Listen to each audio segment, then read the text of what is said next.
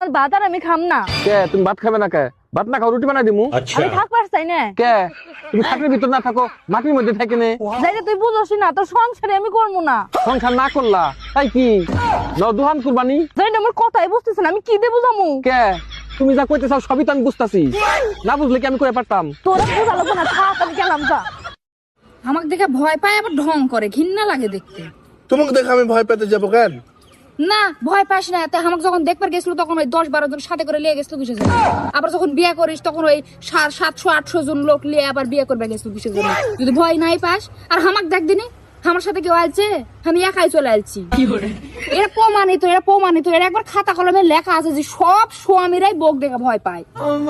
তুইও অরুণ ভাই, শীত একটু বেশি পড়লে আপনারা গোসল করেন না, কারণটা কি? আমার কাছে জিজ্ঞেস করতেছেন কেন? ভাইও তো শীতে গোসল করে না, তার কাছে যাই জিজ্ঞেস করতে পারেন না? আরে আপনার ভাইয়ের কাছে বহুবার জিজ্ঞাসা করছি, সে বলে না, আপনি বলেন। যে শীত পড়ছে এই শীতে গোসল করলে টুনটুনি আতায়ও খুঁজে পাবেন না।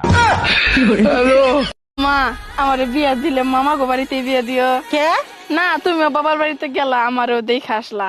তোর কোন মামার পোলারে পছন্দ হয়েছে? মেজো মামার পোলারে। হাইকোর্টের এই রায় শোনার পর আমার মনে হইতেছে আমরা ছেলেরা এবার একটু শান্তিতে থাকতে পারবো, কারণ তোমরা মেয়েরা আমাদেরকে যে পরিমাণ জ্বালা যন্ত্রণা দিতা, যে পরিমাণ অশান্তিতে রাখতা, কিছু একটা ওইলে না ওইলেই বাবার বাড়িতে চলে যাবো, ছেড়ে দেবো রে, এই করবো রে, ওই করবো রে। এখন কি করবা সোনামণিরা? একটা কথা মনে রাখো, তোমরা যে হাইকোর্টের রায় শূন্য লাফালাফি করতেছ, রং দেখছো, রঙের ডিব্বা দেখো নাই। রাতে ঘুমানোর পর যদি তোমাদের টুনটুনিটা কাটিয়ে দেওয়া হয়, না থাকবে সাপ, না বাজবে বাঁশুরি, তখন কি করবা চান্দু?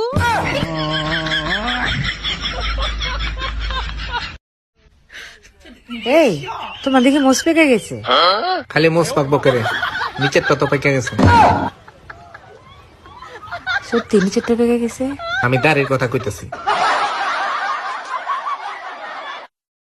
ভাবি, ভাই কিন্তু আপনাদের কাজের শ্রেণীর দিকে নজর দিছে। ওটা তো আপনাদের খাইসলত, ঘরেরটা থুয়ে পরেরটা দিকে নজর দেওয়া। একটু চোখে চোখে রাখেন, দেখেন কাজের শ্রেণী নিয়ে আবার পলান না দেয়। আরে না পলাইবো না, এখন আর মেশিন আগের মতো কাজ করে না।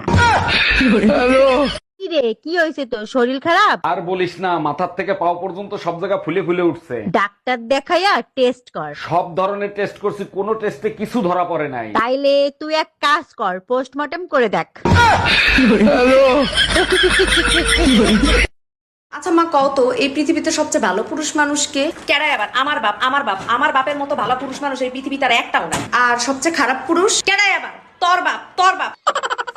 শোনো, আমি সিদ্ধান্ত নিছি আমি আরেকটা বিয়ে করব। এটা তো খুব খুশির সংবাদ, তা হঠাৎ করে এই সিদ্ধান্ত নেবার কারণটা কি জানতে পারি? 7 বছর বিয়ে করছে, আমাদের একটা বাচ্চা, আমার আরো বাচ্চা লাগবে, তাই আরেকটা বিয়ে করব। আল্লাহর কাছে শুক্রিয়া জানো একটা হইছে, তোমার ভরসায় থাকলে ওইটাও হইতো না। ও ভাবি, কি হয়েছে? সকালবেলা ভাই আপনারে বকাবকি করতেছিল কেন? সকালবেলা আপনার ভাই বলে শীতে বরফ হয়ে গেছি, কিছু একটা করো। বলেন কি, তাই নাকি? তারপর কি ভাইয়ের শরীর গরম করে দিছে? গরম তো করতেই হবে, আপনার ভাইয়ের শরীর বরফ হয়ে গেছে, তাই গরম পানি গায়ে ডাইলা দিচ্ছে।